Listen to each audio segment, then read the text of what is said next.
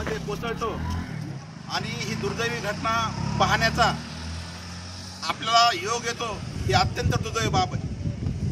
विशेष म्हणजे कित्येक वर्षापासून सागरी किनाऱ्यावर असतील गडकोट किल्ले अबाधित असताना नौदलाचं शौर्य या निमित्तानं नौदल निमित्तानं 4 डिसेंबर 2023 रोजी सन्माननीय पंतप्रधान नरेंद्रजी मोदी, संरक्षण मंत्री राजनाथ सिंह, मुख्यमंत्री एकनाथजी शिंदे असतील, उपमुख्यमंत्री देवेंद्र फडणवीस असतील यांच्या हस्ते त्याचं अनावरण होतं।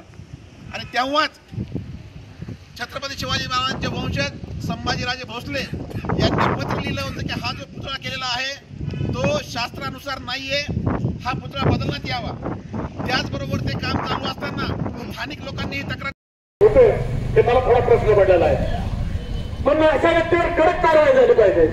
तेही काम कुठला असावं, कुठल्या कामात निकृष्ट असा दर्जा असावा हेही त्या व्यक्तीला भान असलं पाहिजे। आणि ज्याच्यात जग चालतं, ज्याच्यात देश चालतो, ज्याच्यात महाराष्ट्र चालतो असे सगळ्यांचेच वंदनीय छत्रपती शिवाजी महाराजांचा पुतळा चालणार इतके निकृष्ट दर्जा असेल तर बाकीच्या सगळ्यांचा विचार केला तर काय कामाचा दर्जा असेल असा खूप मोठा प्रश्न पडलेला आहे।